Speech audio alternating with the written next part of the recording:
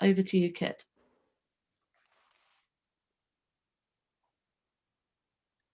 Great, thanks, Lucy, and thanks very much for the invite.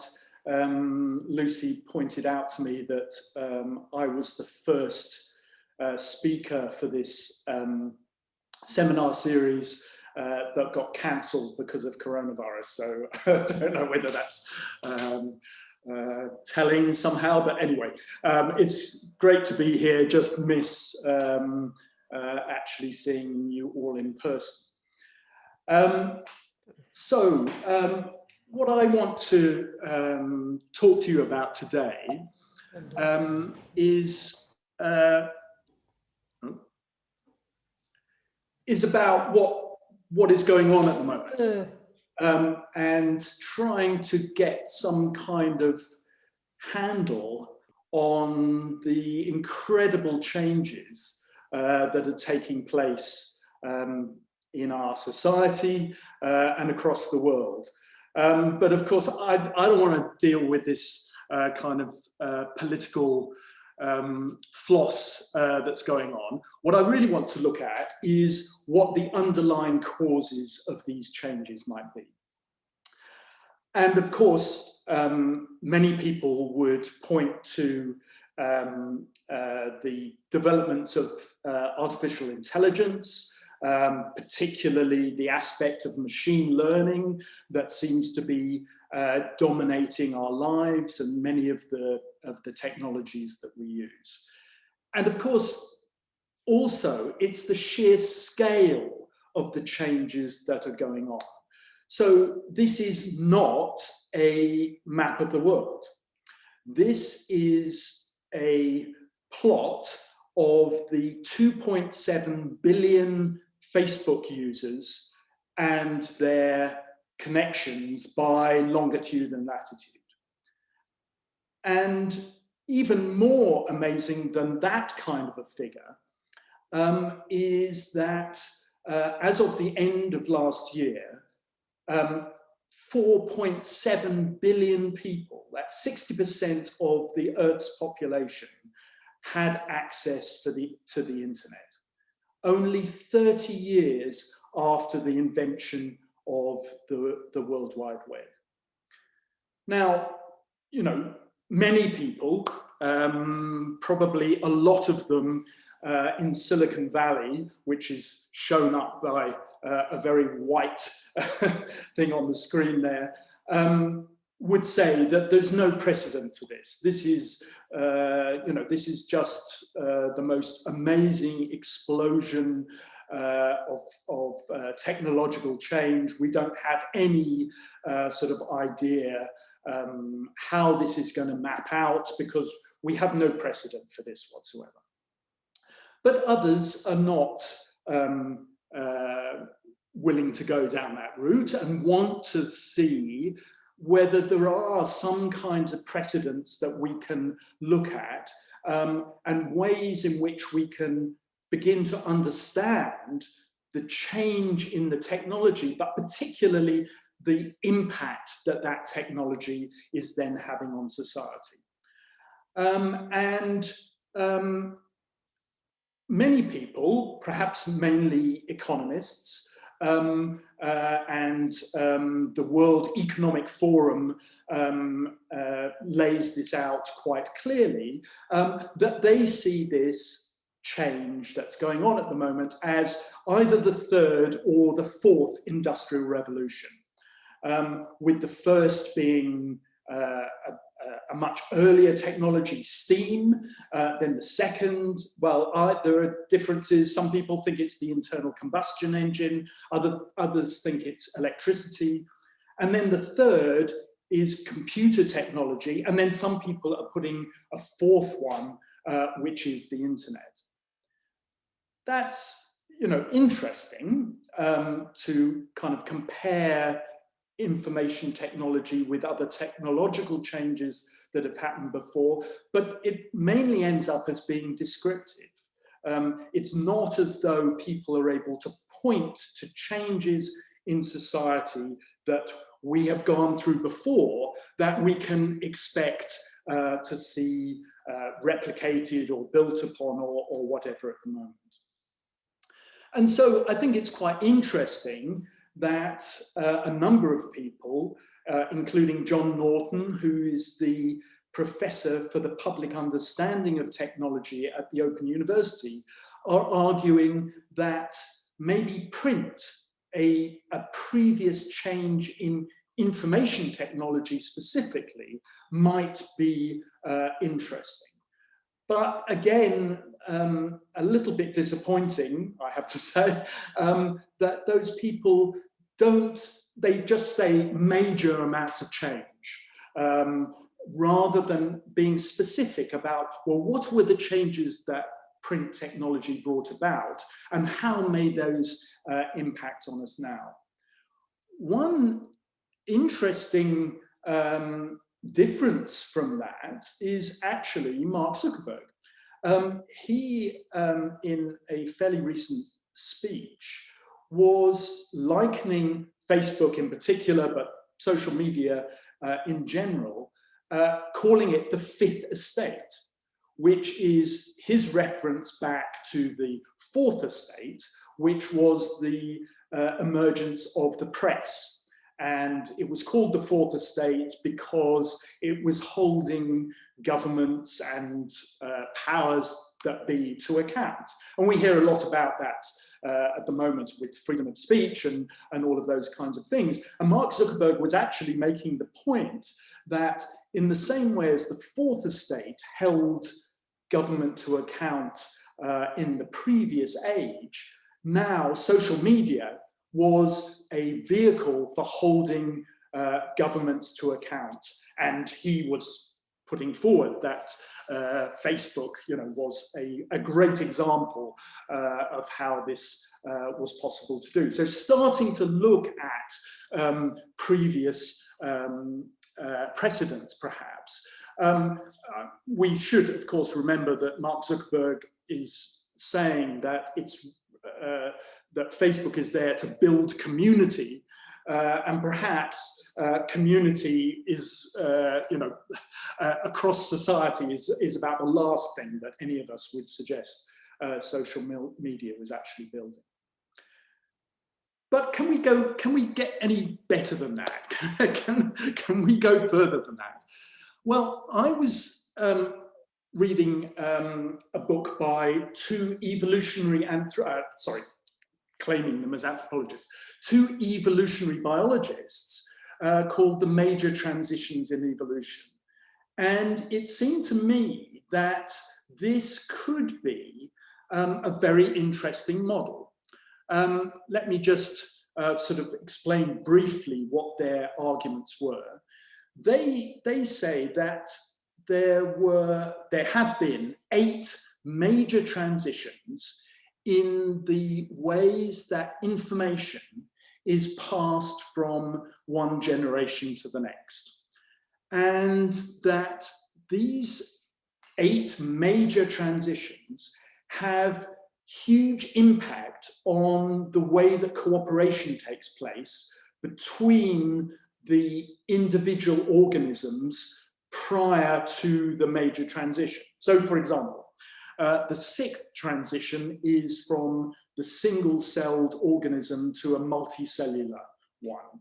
And in that transition, you're seeing cooperation taking place between individual organisms that were separate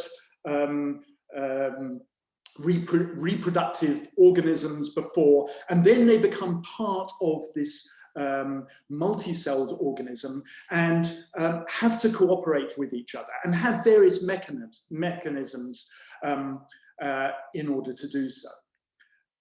The 7th of the major transitions was the move from solitary individuals, solitary animals, to social colonies.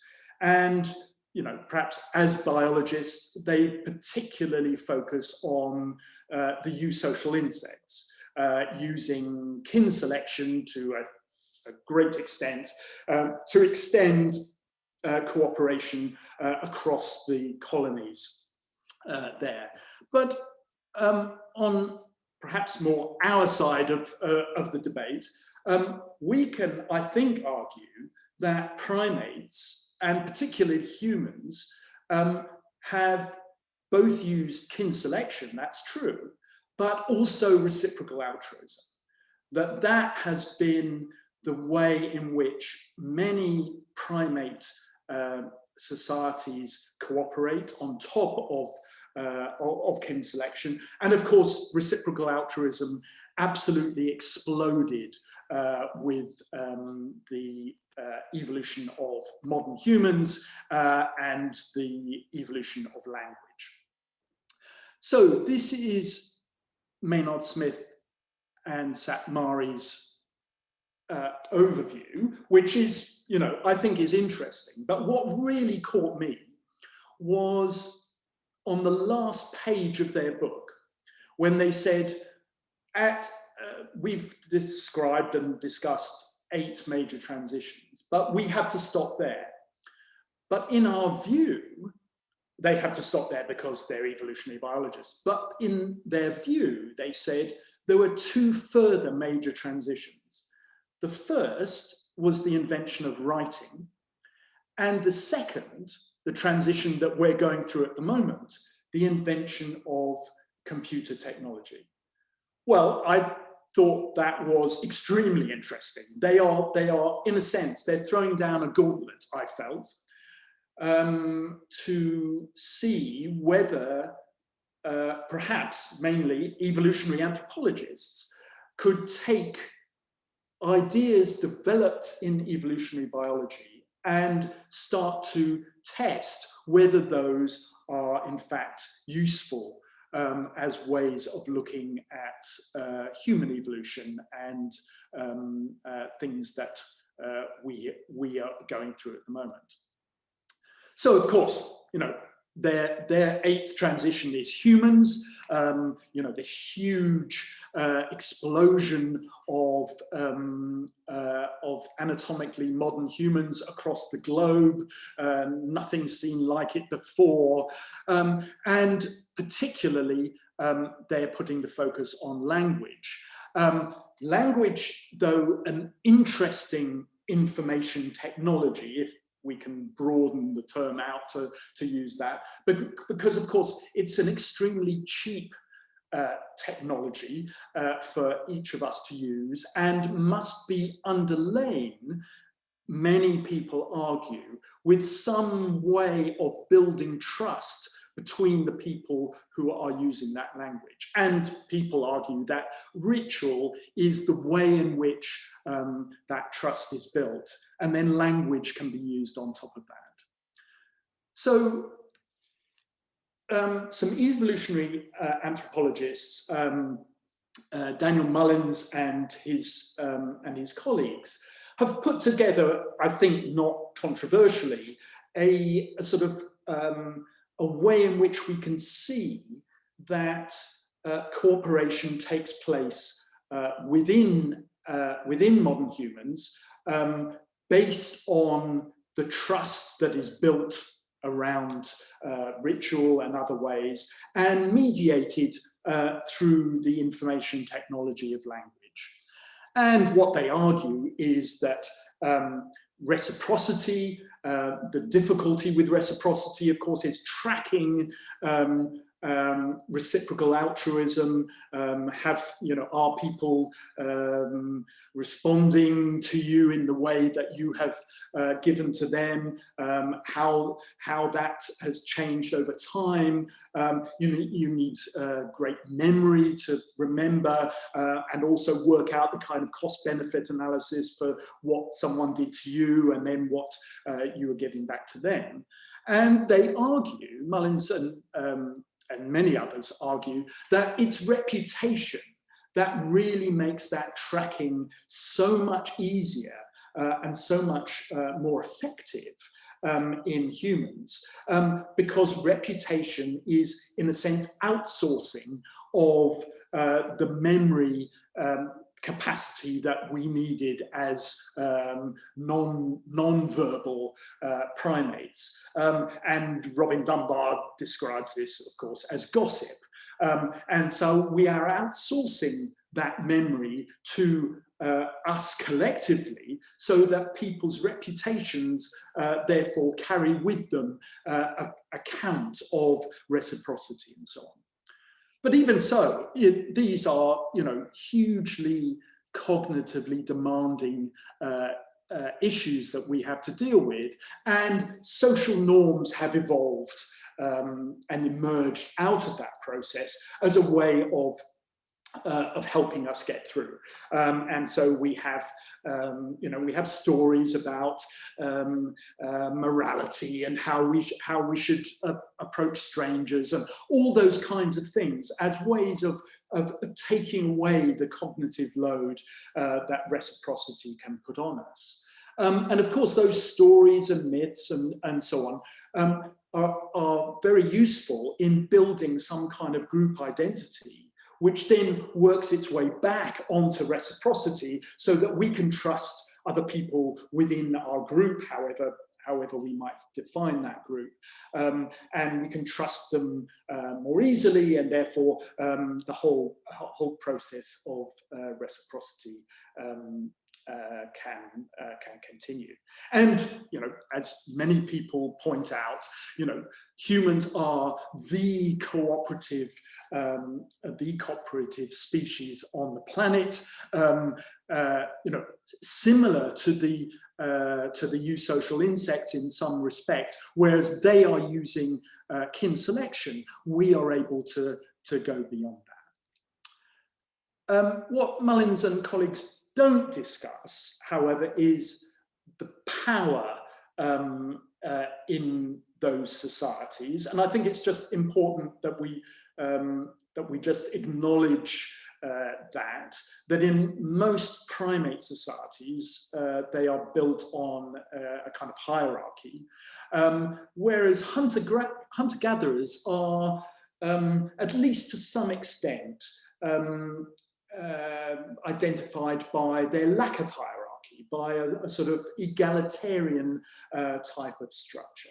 And that might be important later on. Okay, so that's sort of using Mullins and Dunbar and others. And there seems to be something in what Maynard Smith and Szathmary are arguing in their major transitions, that indeed there was a major transition with modern humans and the evolution of language. But the question is, then, can that be applied, as Maynard Smith and Szathmary would want us to do, to the evolution, the emergence of large-scale, complex societies? And this is part of a huge debate that's taking place in evolutionary anthropology at the moment. What were the drivers of large-scale, complex societies across the globe? Some people have argued for some time now that religion is the driver here. Religion allowing for cooperation beyond people who know each other, but because there is a kind of high God above us, knowing all our actions and so on, and able to punish us if we don't reciprocate. That therefore we do reciprocate with people that we don't even know. So it's not based on trust anymore. Others have looked at that and have suggested that actually complex societies evolved before these large, supposedly high gods, big gods, religions emerged, and therefore religion couldn't be the reason. Others have suggested that war, in fact, was the reason for the move to complex societies, using cultural group selection as their mechanism for that. But some are arguing that actually, like Maynard Smith and Szathmary, that writing could be the driver or the enabler for the emergence of these large-scale societies. And, you know, I think they've got a point. I mean, if we look here at a map of 4,750 years ago in the Middle East, what we find is that there were two emerging large-scale states, as we have come to call them, and they were the two where writing had emerged. So in Samaria, we had cuneiform emerging or being invented probably, you know, around about 5,000 years ago, and probably as some kind of copy, but not a direct one. We had the emergence of, or the invention of, Egyptian hieroglyphs. And those are, at that point, the only two large-scale complex societies or states on the globe, and they are the two with writing. So at least there's some kind of circumstantial evidence there. And I would be very interested, and in fact I'm doing this at the moment, trying to test whether this actually goes further, whether we can see this sort of co-evolution taking place between the spread of writing and the emergence of states. But Mullins and colleagues argue that it indeed provided the means by which these states could emerge. So in terms of reciprocity, there was no longer a necessity for memory, because we now had written records of taxes paid or contracts entered or any of these kinds of things. That reciprocity was far easier now because we had it written down. And the way that we had it written down would last for a long period, would be portable over space, and would be very long lasting. And it is indeed true that we have cuneiform tablets from 5,000 years ago, because they were put onto clay tablets, have lasted, probably benefited by the kind of sacking of various city-states that they were developed in, and the burning that took place, and we actually have you know, very good hard evidence of that. And in terms of reputation, of course, writing has become the big way in which reputation for people can be tracked, and you know, rich people, rulers, celebrities, all of these people know the power of writing when it comes to reputation. And history is full of the reputations of these people, working its way back to reciprocity and helping on that cooperation. Of course, social norms as well, and this perhaps is where religion comes in, is that you can have social norms based on authorized versions of particular texts. They're standardized, they're permanent, and so religion as a kind of social norm can be really useful in this way, and also, of course, in terms of laws and those kinds of things, so that everybody knows how they are expected to behave in particular societies.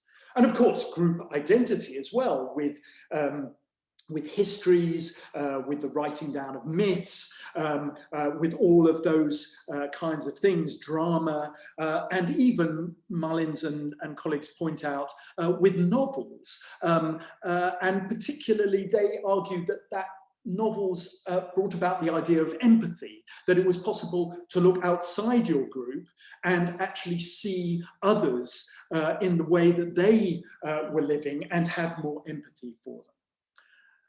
But if we were to add to Mullins' view, power becomes very, very important now in what was a very hierarchical, and still is very hierarchical, kinds of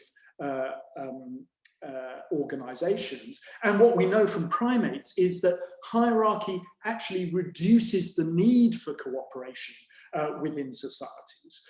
So if a hierarchy can force individuals to do certain things through force, then they don't have to try and get those individuals to cooperate.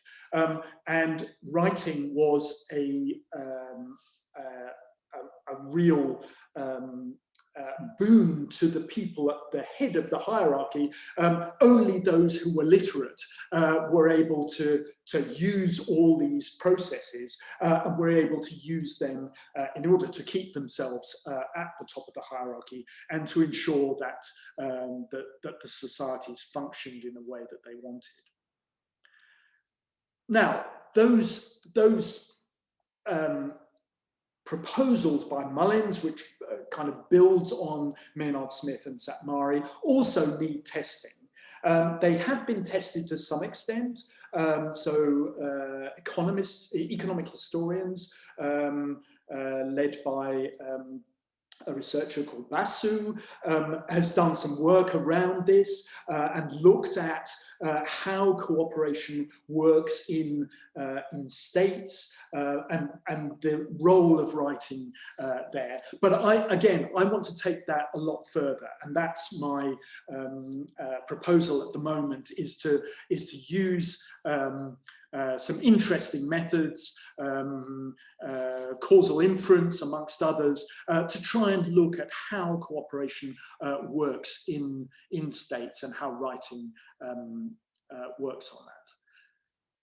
And then we get to printing. Now, Maynard Smith and Szathmary don't actually mention printing at all, and I think that's probably quite understandable, because they see printing really as part of the writing major transition, because it's using writing, but it's a technological change that kind of turbocharges it, should we say. But others, like McLuhan, for example, from the humanities, Elizabeth Eisenstein, do attribute huge changes to society because of the adoption of printing. The breakup of the Christian church, for example, the huge censorship, in fact, that took place after the printing press was invented, was perhaps that can be used as a way of looking at what some people are arguing should be censorship now on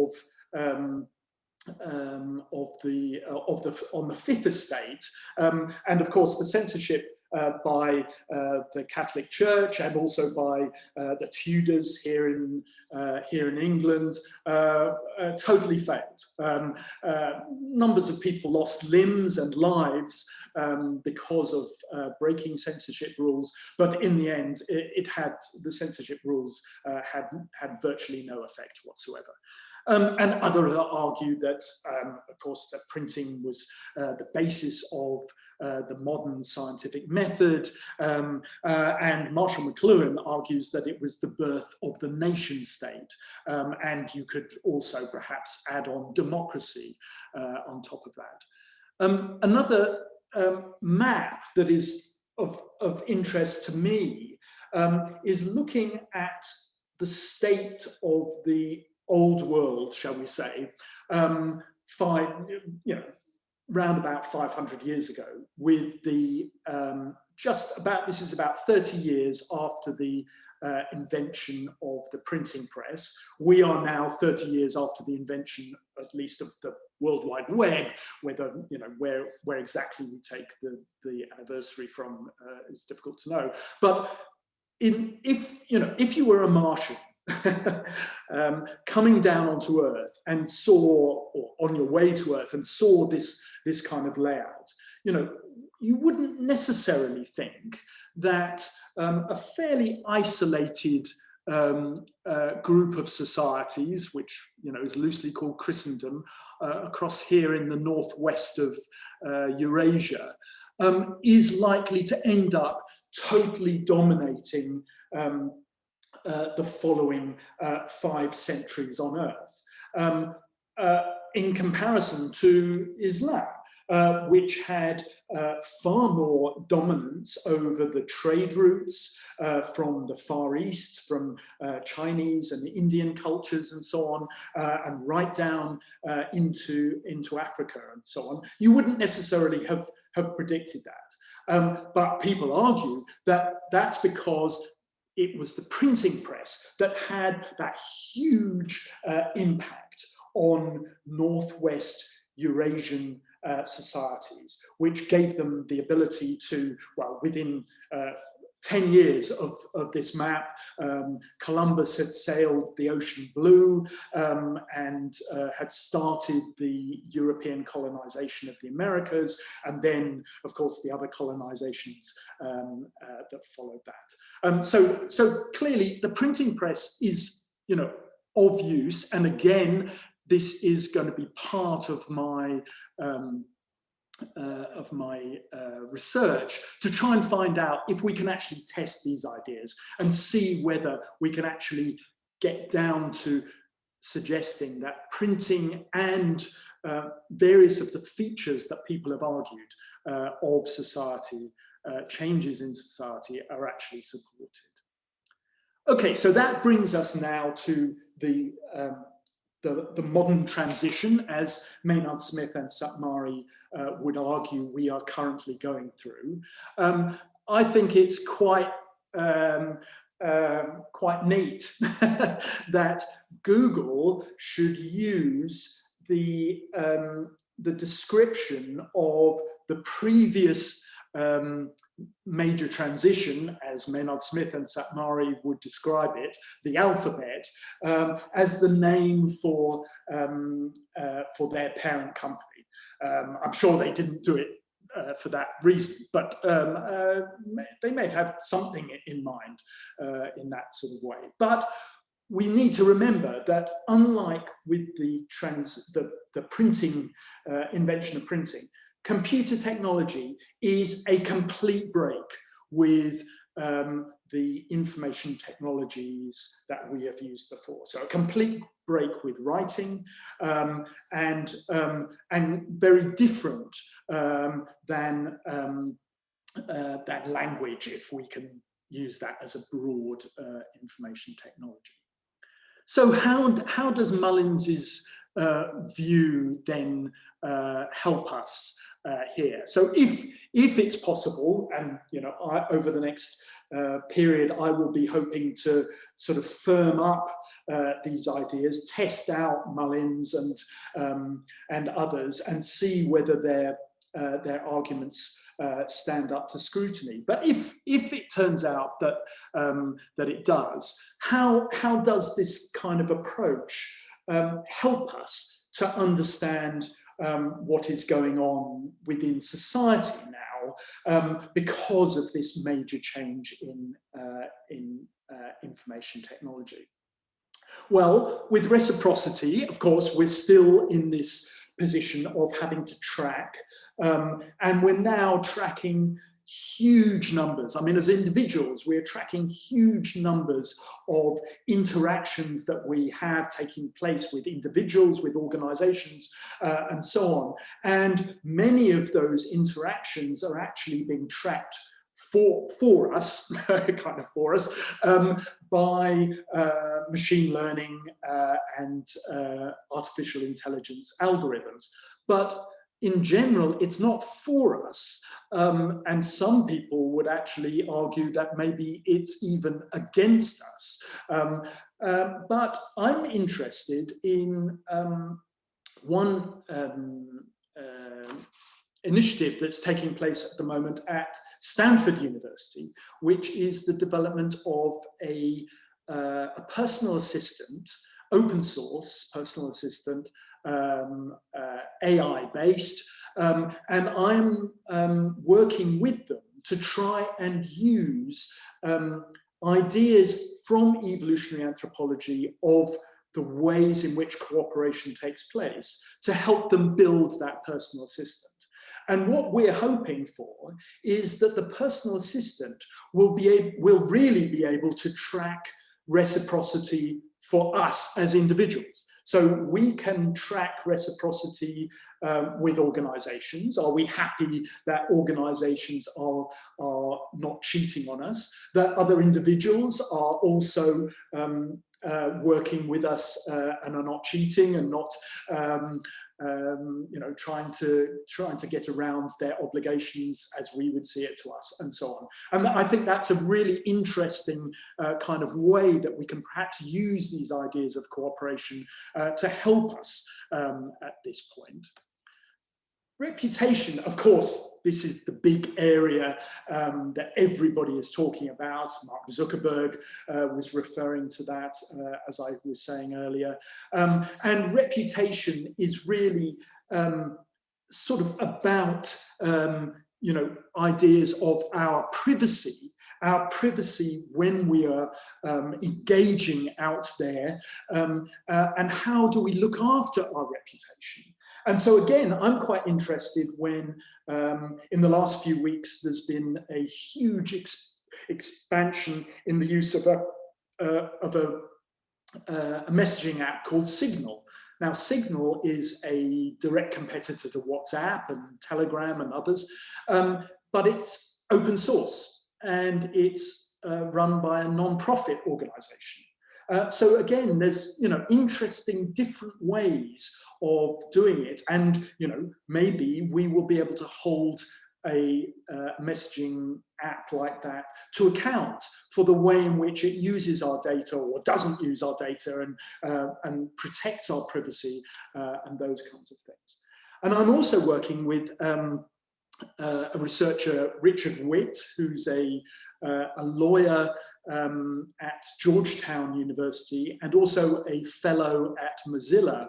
And he's putting forward the idea of kind of trustworthy organizations, fiduciaries, he's calling them, that can look after our data for us and sort of negotiate on our behalf, or at least provide protection for us in our interactions with large technological companies. And these could be, co-ops. They could be, he suggests, libraries could do this kind of function.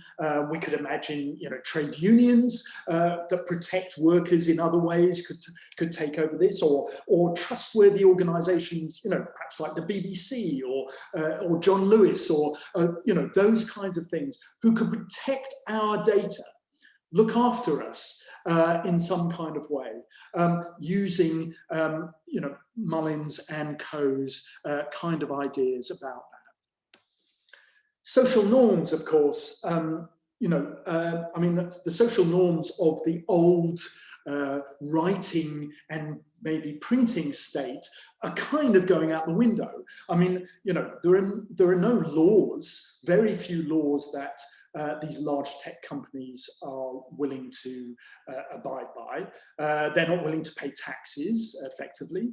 GDPR from the EU, a large conglomerate of individual nation states, which we, crazily have decided to leave, are able to impose some kind of social norm onto these companies, but laws are pretty few and far between when it comes to it.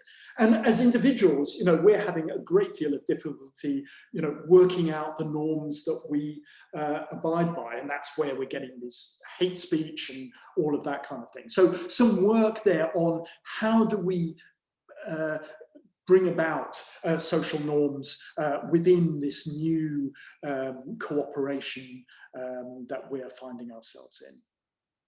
And then, of course, there is group identity. Well, I mean, group identity has, has always been, some kind of issue. For a very long time, people have been engaged in kind of fantasy cults and, believing in things that are blatantly not true, in order to build group solidarity and so on. And so you might say that, organizations like, or movements like QAnon are just the latest manifestation of that. But we do need some kinds of ways of building a sort of more inclusive group identity, don't we? And also groups, the many different groups that we may want to be part of.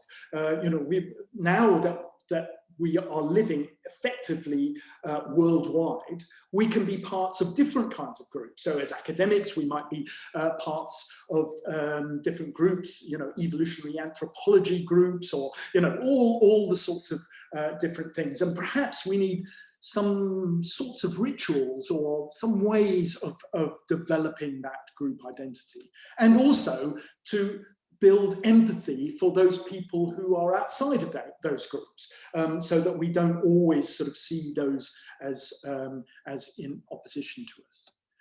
And then, I mean, this is just, very much at the start of things, and I'm just kind of throwing it out, really, that the very hierarchical structures that were brought about by writing, and you can understand, if writing was the driver of those hierarchical structures, that literacy was very important in that. And of course, we still, 5,000 years after the invention of writing, there are, billions, maybe a couple of billion people across the globe who are, strictly speaking, illiterate. Maybe computer technology does away with the necessity for literacy. We know that messaging apps like WhatsApp and so on, you can just use by voice to text and text to voice and that kind of thing. It may be that it is possible to move away from a hierarchical way of organizing things. And many people have argued that perhaps it's the network that becomes far more powerful and ways of organizing things. Certainly, over now, at least for the time being, but the Arab Spring was sort of pointed to as a possible example of that. So I bring my words to a close. Really, I'm just trying to lay out a kind of plan for for some research and for some analyses that I want to do, and would be very pleased if anybody wanted to cooperate with me in carrying these out. So the invitation is most definitely open, but just leave you at this point with a quote from Maynard, Smith and Szathmary. So when they're talking about the two major transitions that they didn't discuss, but hinted at, or more than hinted at, kind of asserted, they are arguing that there needs to be legal systems which can work across the globe now. And can ensure that social destruction doesn't take place. And obviously, all of us would have kind of pandemics and climate change in mind when we read that kind of thing. And they're also arguing that we need new myths that can extend loyalty, as I was saying, group identity to the whole group, the group across the world, perhaps. Rather than just individual groups as we have seen in the past. So I leave you with that kind of hopeful quote from Maynard, Smith and Szathmary, and hope that, perhaps they have, as evolutionary biologists, provided us at least with some sort of roadmap, if not challenge, for how we can understand the impact of computer technology that is having on modern day society. Thank you very much.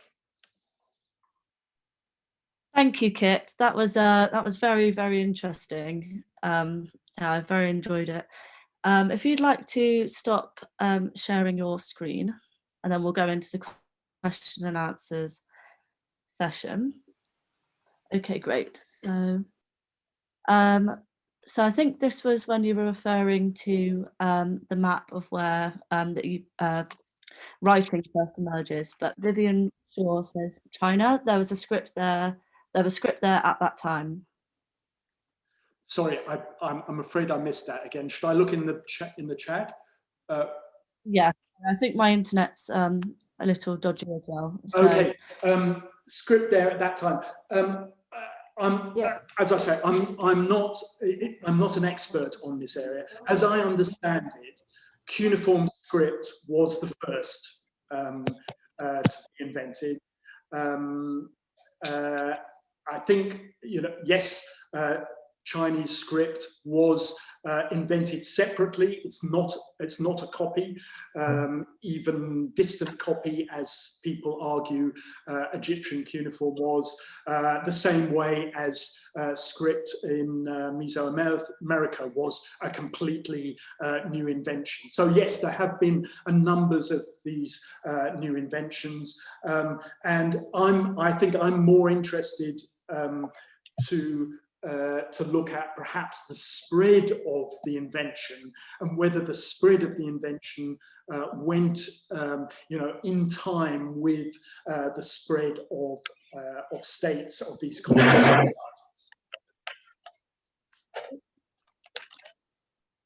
So we have Matt has a question.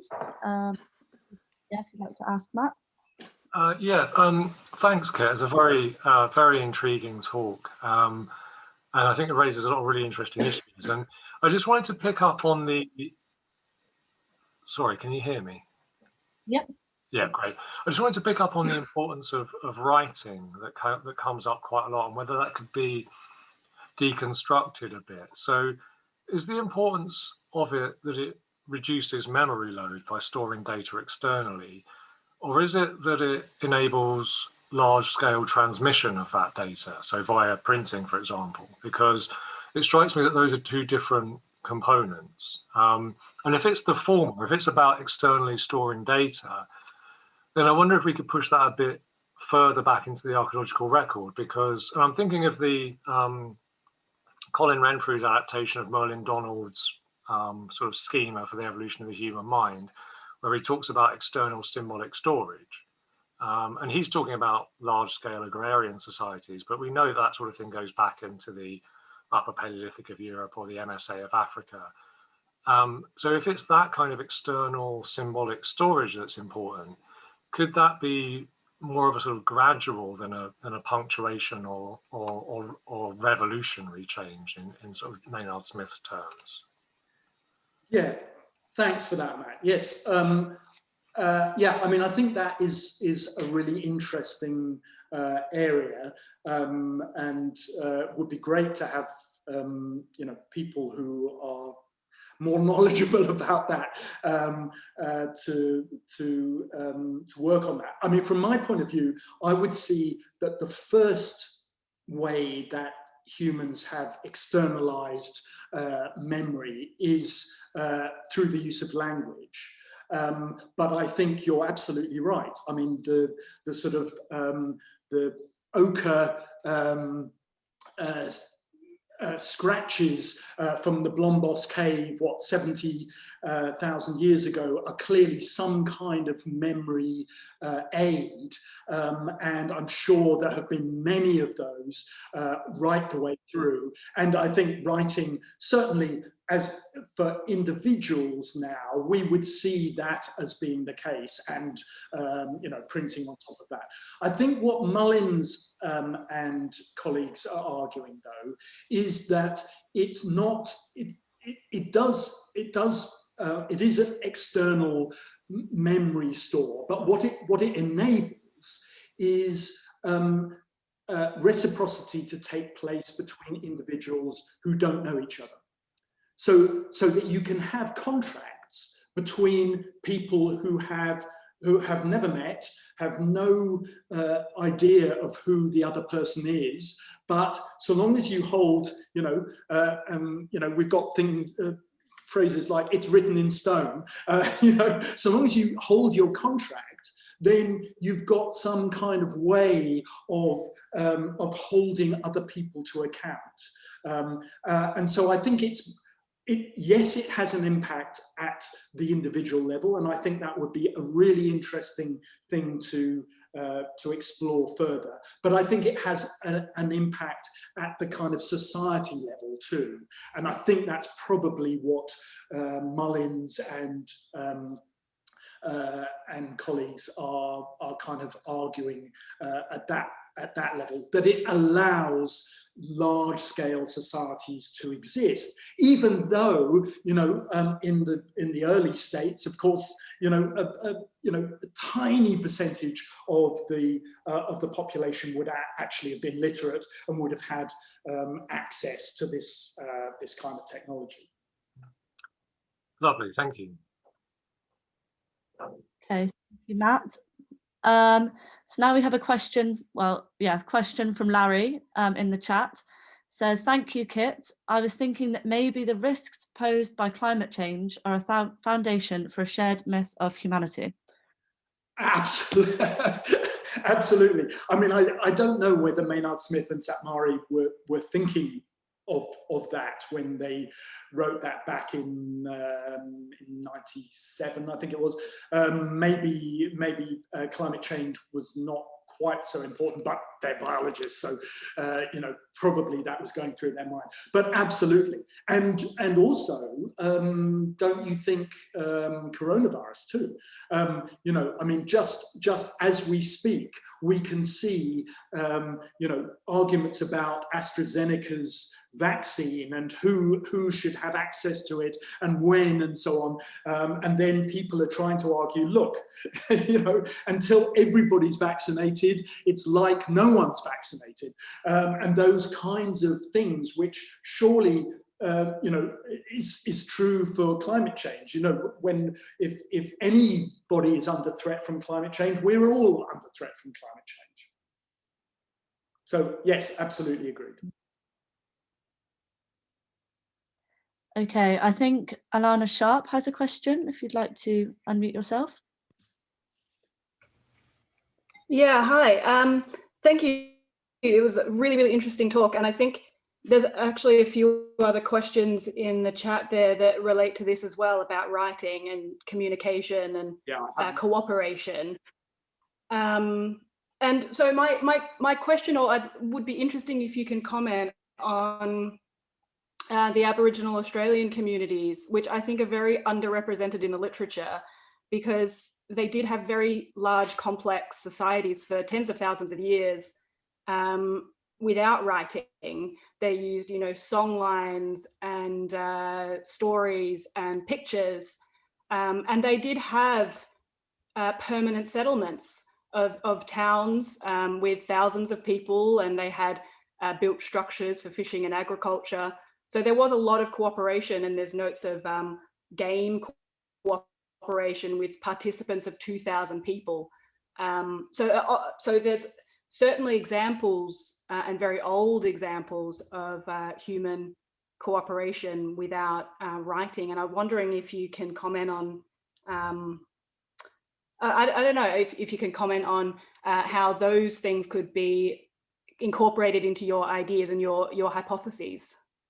Yeah, I mean, I think Jack Goody, an anthropologist, is particularly good around these kinds of issues. So I mean, I don't know the detail of native Australians, but thanks very much for letting me know. I'm interested. But I think very similar kinds of processes were taking place in the Levant prior to the invention of writing. So I think, yes, I think no one would argue that it was possible to have relatively large organizations of people beyond Dunbar's number, and for those to obviously cooperate and to last for to some extent. I think modern anthropologists have been arguing that they did last, but not for very long. There was kind of comings and goings of those societies, that they sort of emerged, left a mark, and then receded, and so on. And what Jack Goody, I think, argues is that the invention of writing changed the nature of those emerging large-scale societies, so that they became, semi-permanent. Suddenly, you had cities that were being built. Uruk had a wall around it, the first ever wall around a city. Trump might be interested to reflect on that.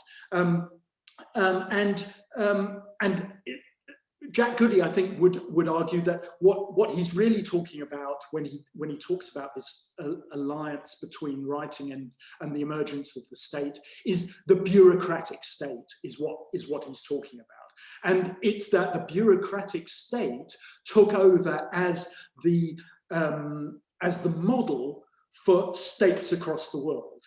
We don't see now large conglomerates of people like native Australians, or like those early large-scale societies in the Levant. What we see are bureaucratic states that have control via writing, via printing, over the citizens, or and the non-citizens that are in those states. So we might be getting into a bit of kind of definition here, but I think it's a really important point that you make, and we need to do more investigation of that, I think. Yeah, thank you very much. That was very, very interesting. Thank you. Okay, thank you, Alana. We have some comments from Anthony. It's quite a long one, so you might want to read along. Many thanks for the talk, Kit. Can I throw a couple of thoughts into the mix for your view? You introduced writing as a mechanism for forms of cooperation. There is a theoretical literature exploring writing as a form of distance communication, different to oral communication, in which the power relationships between individuals can be very significant, facilitating critical analysis and then science from the likes of Jack Goody and others. And two, there is an extensive literature concerning the overload of information that writing and documentary records have brought about, leading to a situation in which the authority of expert opinion is undermined, or indeed what is accepted as genuine information. Absolutely agree, Anthony. Yes. So yes, I think Jack Goody. It took me a while to find the guy. Doesn't seem to be sort of on many anthropology reading lists, or not the ones that come my way. But absolutely, I think he's done a fantastic job, and in a sense, what I would like to do is to sort of bring his ideas out, and bring them to a new generation. And I was talking to Alana about some of the other ideas that he had. Really interesting. I really like your second point. I was going to mention it in the talk, but time is short. yes, the expert, absolutely.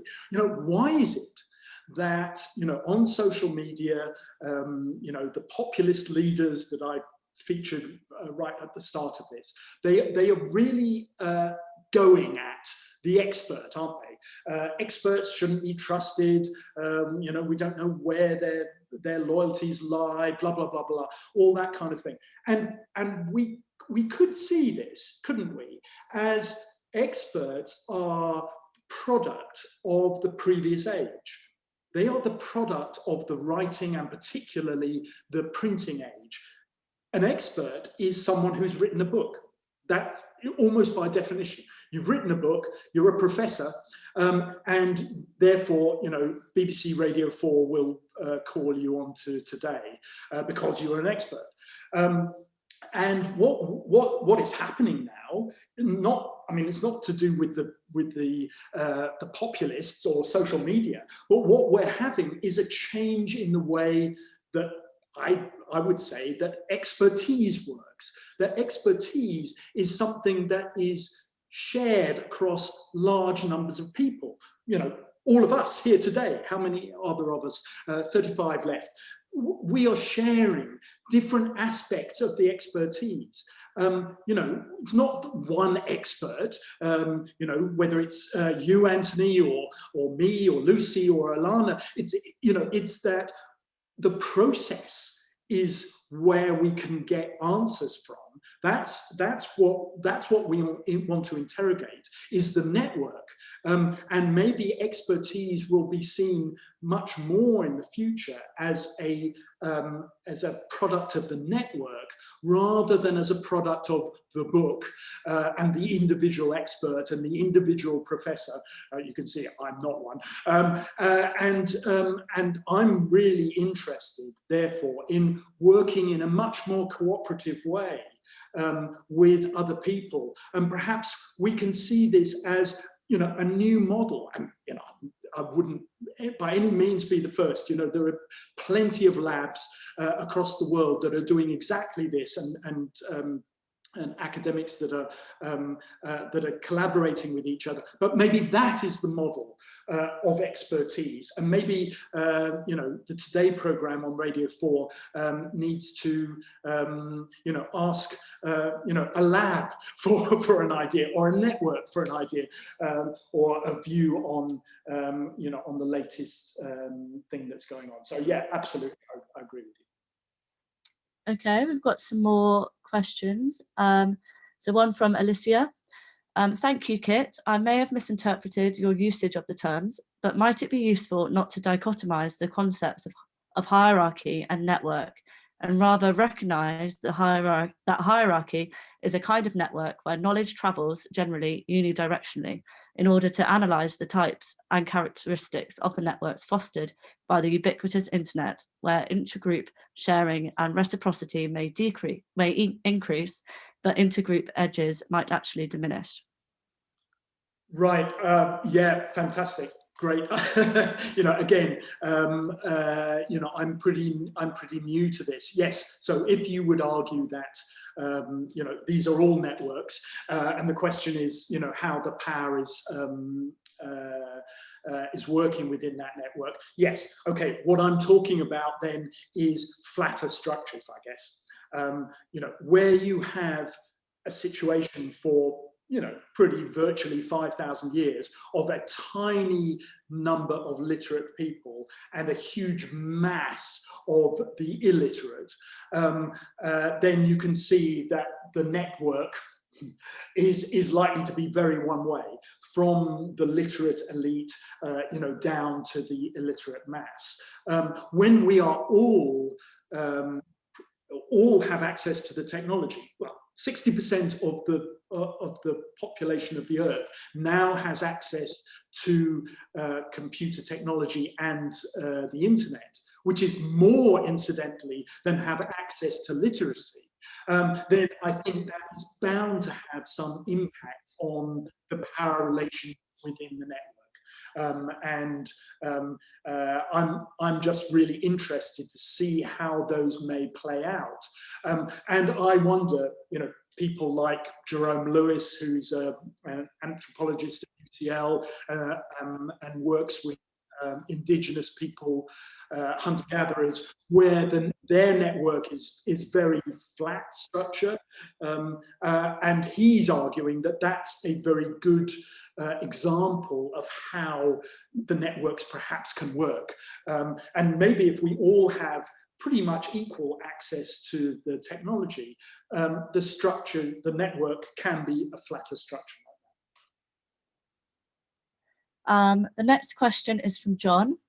Very stimulating. Gordon Child wrote that writing is a convenient and easily recognizable index of a quite revolutionary change in the scale of the community's size, economy, and social organization. Do you think we have made progress, or whether it's more enabling the changes or reflecting them? Right, John. So this, I mean,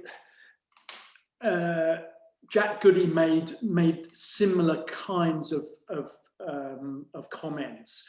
I think, if I'm understanding you correctly, as to, you know, it is difficult to work out what is going on here, and it's not kind of a dead simple thing.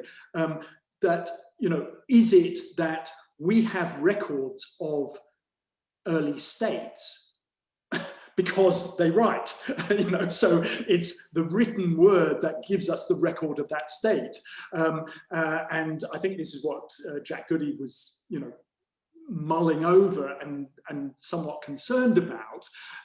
Are we excluding, and I guess this goes back to Alana's point, are we excluding those large complex societies that didn't have writing because they are not leaving the written record of what the society was like and how large it was and what the that we can glean what was the cooperation going on in there. If that is what Gordon Child is saying, then that sounds really interesting and you know, builds on or is in addition to Jack Goody, and I think is a tricky thing for us to try and tease apart. If you've got any ideas about how we can tease those apart in order to make a reasonable kind of test.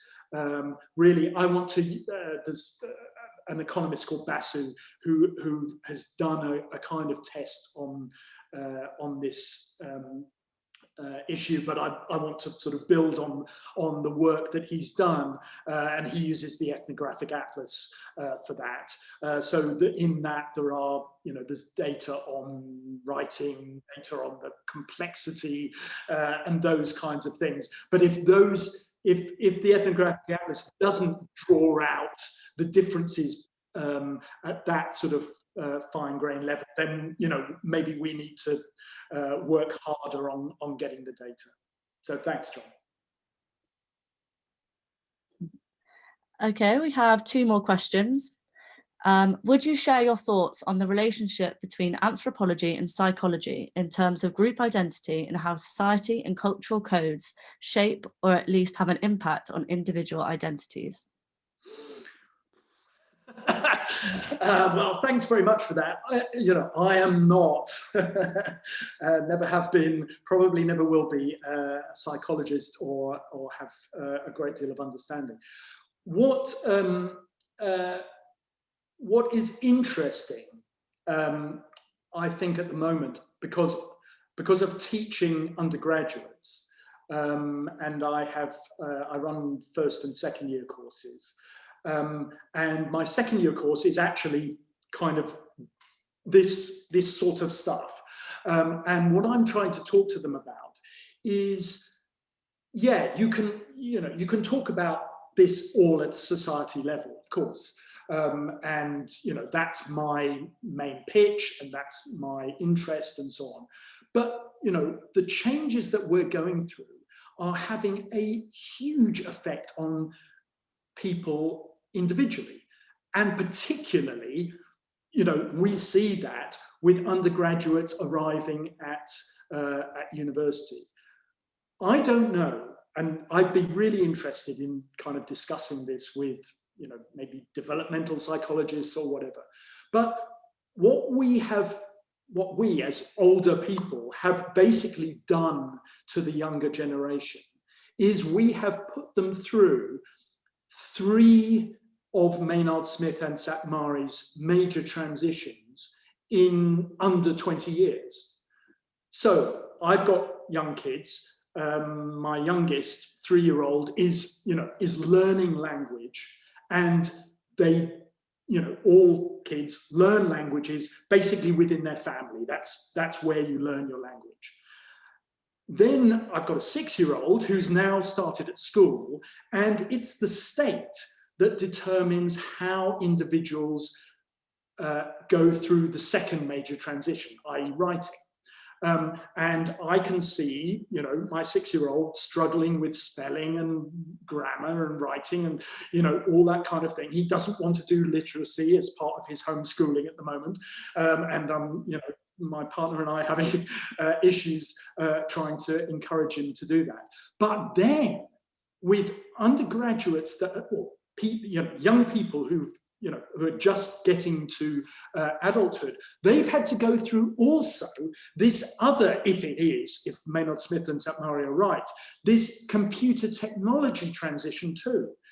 And with no guidance, who's out there to guide? I mean, I don't want teachers doing it. I'm a teacher, but, what do I know about social media? What do I know? I'm on Twitter, okay, but I really don't like Facebook, and I'm not on Instagram, and, et cetera, et cetera. I'm not the person, and I don't think any teachers are the people to give the social norms of, how do you deal with social media? And those young people are having to deal with their reputations in language, in writing, and now in computer technology. I think it's too much to ask, frankly. If any young people get to adulthood without having serious anxiety problems, wow, celebrate, because, that is, we have asked way too much, I think.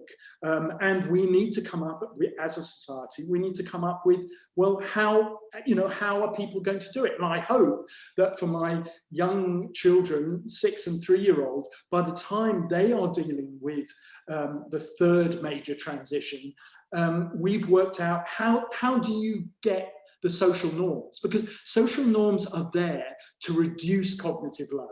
That's what happened with the evolution of language. That's the difference that humans from other primates. We can have social norms that reduce that cognitive load and give us kinds of rules of thumb of how do we deal with social media? How do we curate our reputation online? How do we look after ourselves and not get hate mail and and not end up sort of mutilating our bodies, or all those kinds of awful things that people are forced into doing. We need to work out ways of doing that, and we need to move beyond the idea that the state can somehow help us in that.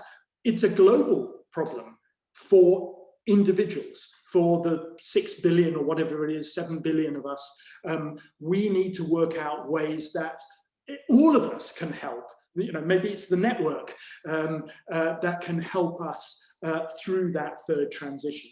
So I don't know, where that would fit with developmental psychology, but I think I would really appreciate a discussion of that. So thanks very much. It's very interesting. So we have one final question. My question is about scaling of society. Writing appears to have enabled successively greater scales, village to city-state to nation-state. The recent increase in connectivity seems to be allowing fragmentation of the states and shifting society to becoming more multi-scalar. Yeah, I mean, I think the very last point you make, I think all large-scale societies are multi-scalar, aren't they? I mean, what we're doing is we're putting kind of, a bigger, and this would fit with Maynard Smith and Szathmary, the move from, individual cells to multicellular organisms, from individual multicellular organisms to social groups of multicellular organisms. We are constantly putting on new, larger scale. And what I would say is that the new larger scale is global. You know, the computer technology is global, and the system is global, and therefore we have to work at that level. I mean, I agree with you. I think the nation state is dissolving. Again, you know, what a time for the British people to decide that they want their state back. They want control back at state level, just as the state is disappearing from sight. But I think, you know, I mean, I'm sure there will be kind of geographic areas that maintain a relevance to people's lives. You know, the independence movement in Scotland, or in Ireland, for example, you know, or in Catalonia, you know, those are places where people do want, you know, a scale in between where they are and, you know, and the global outside world. You know, Scotland, the independence, you know, I'm a supporter, the independence movement in Scotland, you know, is seeing itself, wanting to see itself as a nation state within the European Union. Not a separate one, you know, going it alone in the world, but within the European Union. And then, you know, the European Union needs to get to the point where it realizes that it, you know, it needs to be part of a larger organization. The point, the really crucial question is, so where are these, you know, where are these norms? Where are the laws? Where are these kinds of things? Where are the taxes going to be levied? Those kinds of issues are the crucial ones. And I think, you know, the nation state, forget it, can't raise taxes of large tech companies, you know, hasn't got a chance in hell. So we need a new scale, yes. Okay, well, I think that is all the questions, so we'll call it a day there. Thank you very much, Kit, for that great talk and fantastic discussion. And thank you, everybody, for coming along today. And we'll see you next week. Thanks very much. That was great. I really enjoyed myself. So, bye. Bye-bye.